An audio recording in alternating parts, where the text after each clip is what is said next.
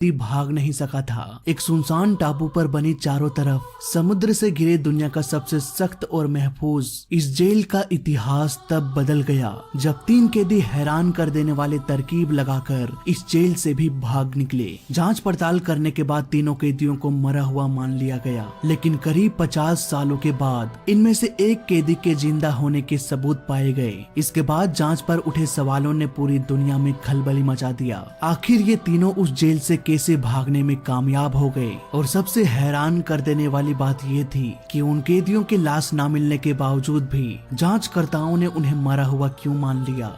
जानेंगे पूरी कहानी आज के इस वीडियो में। 19वीं सदी में अक्सर कैदी जेल से भाग जाया करते थे। इसके बाद वो फिर से अपनी क्राइम की दुनिया में लौट जाते थे। इसी को ध्यान में रखते हुए कैलिफोर्निया के सैन फ्रांसिस्को के तट से दूर एक आइलैंड के बीचों बीच ऐसा जेल बनाया गया जहां से किसी भी कैदी को भाग पाना बेहद मुश्किल हो गया, क्योंकि जेल के चारों तरफ समुद्र से घिरा हुआ था और इस जेल का नाम था अल्काट्राज। शुरुआती दौर में यहाँ पर मिलिट्री द्वारा पकड़े गए कैदियों को रखा जाता था, लेकिन 1933 में मिलिट्री वालों को हटाकर इस जेल को पुलिस के हाथों सौंप दिया गया। इस जेल में उन्हीं कैदियों को लाया जाता था जो बेहद ही संगीन अपराध किया हो या फिर जो बार बार जेल को तोड़कर भाग जाया करता हो। इस जेल को दुनिया का सबसे खतरनाक जेल भी माना जाता था, क्योंकि यहाँ पर एक बार जो कैदी आ जाता था वो यहाँ कैद रहने से अच्छा मर जाना पसंद करता था। यहाँ पर एक छोटी सी गलती करने पर भी बेहद क्रूरता से पीटा जाता था। इवन कैदियों के नाखूनों को भी खींच लिया जाता था, और अगर गलती से भी कोई कैदी भागने की कोशिश करता तो उसे सीधे गोली मार दिया जाता था।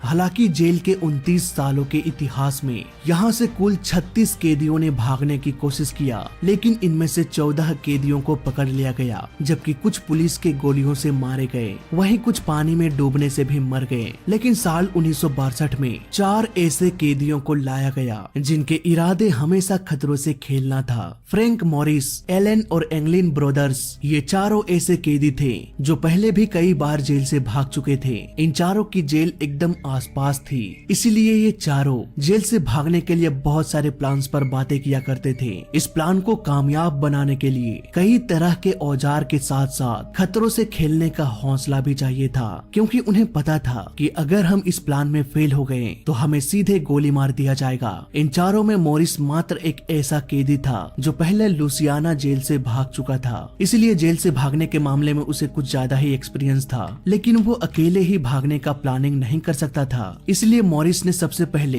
एंगलिन ब्रदर्स को अपना पार्टनर बनाया। ये दोनों बचपन से ही अच्छे तैराक भी थे, लेकिन अब तक उन्हें नहीं पता था कि उनकी यही काबिलियत जेल से भागने में बहुत बड़ा योगदान देने वाला था। एंगलिन ब्रदर्स ने तो बचपन से ही बैंकों में लूटपाट करना शुरू कर दिया था। कई बार जेल आने जाने, इवन एटलांटा जेल से भागने की कोशिश के बाद उन्हें अल्काट्राज जेल में भेजा गया था। यहाँ उसकी मुलाकात मॉरिस से हुई। वो भी पहले जेल से भागा हुआ कैदी ही था, इसलिए इन दोनों के बीच दोस्ती हो गई। पर उनके प्लान के हिसाब से अभी भी उन्हें एक पार्टनर की जरूरत थी। अब उसने अपने पास वाले कैदी से दोस्ती किया और अपने प्लान के बारे में बताया। प्लान सुनने के बाद एलन भी इस जोखिम भरे काम को अंजाम देने के लिए शामिल हो गया। एलन इस ग्रुप में इसलिए भी शामिल हो गया क्योंकि आजादी तो उसे भी चाहिए थी, लेकिन उसके पास इतना हौसला और तरकीब नहीं था कि वो अकेले वहाँ से भाग पाते। लेकिन अब 4 लोगों की टीम बन चुकी थी। अब ये चारों मिलकर भागने के प्लान में काम करना शुरू कर दिया। अल्काट्राज में कैदियों से बहुत सारा काम करवाया जाता था, जैसे कि अगर किसी को बाल काटना आता हो तो उसे बाल काटने का काम दिया जाता था। किसी को जूते, चप्पल, फर्नीचर वगैरह बहुत सारे काम करवाए जाते थे।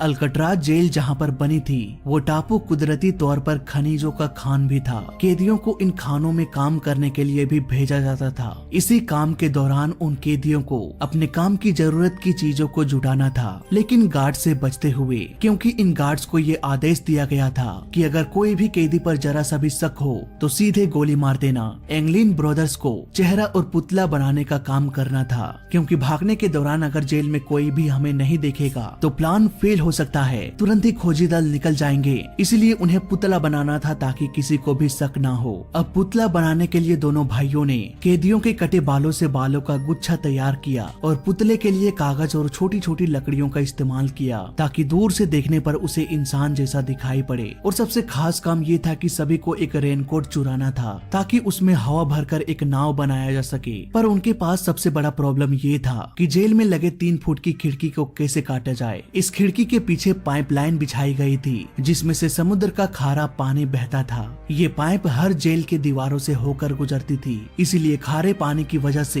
दीवारों का उतना हिस्सा कमजोर हो चुका था। मॉरिस को ये सारी कमजोरियां पता थी, इसलिए उसने अपने तीनों मेंबर्स को पाइप वाले हिस्से की तरफ एक छेद बनाने को कहा जो सीधे जेल के बाहर जाने का रास्ता था। ये चारों रोजाना 3 से 4 घंटे छोटे छोटे चम्मचों से मोटी दीवारों को छेद करते थे। इस काम के दौरान मॉरिस पूरे शोर के साथ पियानो बजाता था ताकि गार्ड्स को दीवारों में छेद करने की आवाजें सुनाई ना दे। मॉरिस ये जानता था कि इस जेल के पीछे एक जिम है और वो इस छेद के जरिए उस जिम के छत पर निकल सकता था। इसके बाद वहाँ से आसानी से भागा जा सकता था। मई 1962 में मॉरिस और एंगलिन ब्रदर्स दीवार में छेद करने में कामयाब हो चुके थे। इन छेद की मदद से मॉरिस और किसी एक एंगलिन ब्रदर्स को बाहर की तरफ यानी कि जिम के छत पर निकलकर रेनकोट में हवा भरकर एक नाव बनाना था। इस बीच बाकी दोनों का काम था कि वो उन गार्ड्स पर नजर रखने के साथ साथ उस छेद को पूरी तरह से ढक दे और जेल में इंसान जैसे दिखने वाले पुतलों को इस तरह से रख दे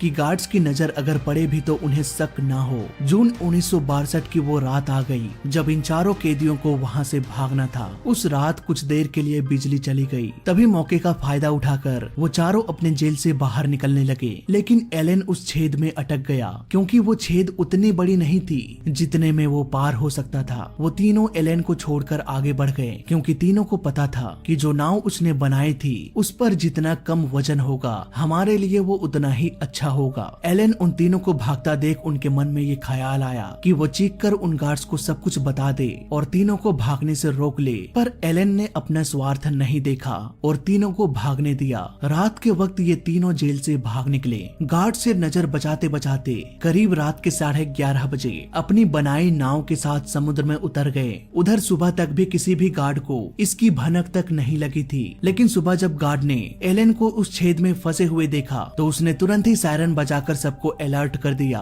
जेलर ने किसी तरह एलन को उस छेद से निकाला और उसके प्लान के बारे में पूछने लगा। एलन ने पूरी कहानी जेलर को बता दिया। इसके बाद तुरंत खोजबीन शुरू कर दिया गया। उन तीनों को जेल के चारों तरफ खोजा गया, यहाँ तक कि हेलीकॉप्टर से समुद्र और तट पर भी खोजा गया, पर उनके हाथों कुछ भी नहीं लगा। जेल के ऑफिसर्स को हैरानी इस बात की थी कि समुद्र के बेहद ठंडे पानी में कोई भी इंसान ज्यादा से ज्यादा सिर्फ 20 मिनट तक ही तैर सकता था। अफसर ये भी मान रहे थे कि उन्होंने जो नाव बनाई होगी रेनकोट की मदद से, वो भला कैसे झेल पाई होगी समुद्र के इन विशाल लहरों से। काफी दिनों तक तलाश चलती रही, लेकिन पानी या आइलैंड में कोई भी सुराग नहीं मिला। इसके बाद इस केस को FBI के हाथों सौंप दिया गया। सालों तक छानबीन के बाद भी उन्हें भी कुछ हाथ नहीं लगा। जेल के किसी भी ऑफिसर्स की मदद लिए इतने बड़े प्लान को अंजाम कैसे दिया जा सकता था? 3 कैदी अगर भागे तो समुद्र में बच कैसे गए? आखिर वो गए कहाँ? ये कुछ ऐसे सवाल थे जो FBI के सामने हमेशा एक चुनौती बनी रही। फाइनली 15 सालों के लंबी जांच के बाद FBI ने 1978 में इस केस को ये कहकर बंद कर दिया कि वो तीनों कैदी समुद्र में डूबकर मर गए होंगे। कई सालों तक इन सवालों का कोई ठोस जवाब तो नहीं मिल पाया था, इसीलिए FBI के बातों को सच मान लिया गया। फिर 2015 में एक डॉक्यूमेंट्री सामने आई जिसमें ये दावा किया गया कि ये तीनों जेल से भागने में कामयाब हो चुके थे और इन तीनों ने अपनी पूरी जिंदगी जिया। इस दावे के बाद FBI में खलबली मच गई। दरअसल इस डॉक्यूमेंट्री में एल्कट्राज जेल से भागे एंगलिन ब्रदर्स के तीसरे भाई रॉबर्ट ने साल 2013 में मरते वक्त ये बयान दिया था कि उसके दोनों भाई जेल से भागने के बाद जिंदा थे और वो लगातार हमसे बात किया करते थे। लेकिन क्या रॉबर्ट का बयान ही वो सबूत था जिससे ये मान लिया जाए कि वो तीनों जिंदा थे? इसके बाद कुछ सालों बाद एक चिट्ठी का भी खुलासा हुआ जो जेल से भागने के बाद जॉन एंगलिन ने अपने भाई रॉबर्ट को लिखा था। उस चिट्ठी में जेल से भागने की पूरी कहानी को बयान किया गया था। जॉन ने ये भी बताया था कि कोलोरेंस साल 2011 में करीब 83 वर्ष के उम्र में नॉर्थ डेकाटा की मेनोट इलाके में रहते हुए कैंसर से उनकी मृत्यु हो गई। इस खुलासे के बाद फिर से FBI ने जांच शुरू कर दिया। फिंगरप्रिंट, हैंडराइटिंग और उस एरिया में छानबीन किया गया। लंबे समय के जांच के बाद ये कहा गया कि हमें कोई भी पुख्ता सबूत नहीं मिला जिससे ये साबित हो सके कि ये चिट्ठी जॉन ने ही लिखा था। सारे जांच पड़तालों के बावजूद भी ये केस एक अनसुलझा रहस्य ही है। सच क्या था और क्या है ये किसी को भी नहीं पता। अल्काट्राज जेल को 1963 में बंद कर दिया गया था। साल 2018 में जेल के गार्ड ने ये बयान दिया कि मुझे हमेशा लगता था और अभी भी लगता है कि वो तीनों समुद्र में डूबकर मर गए होंगे। गार्ड्स के मुताबिक तीनों ने एक मौका बनाया तो जरूर था जो कल्पना से परे था, क्योंकि अल्काट्राज से कभी कोई भाग नहीं सकता था। इसके बावजूद अब तक एक अनसुलझा सवाल है जिसका जवाब किसी को भी नहीं पता। सवाल ये कि अगर वो चिट्ठी जॉन ने नहीं लिखा था तो फिर आखिर लिखा किसने और क्यों? चिट्ठी लिखने वाले ने इतनी जानकारी कहां से इकट्ठा किया? आपको क्या लगता है बताइएगा मुझे नीचे कमेंट्स में। फिलहाल इस वीडियो में अभी तक के लिए बस इतना ही। जय हिंद, वंदे मातरम।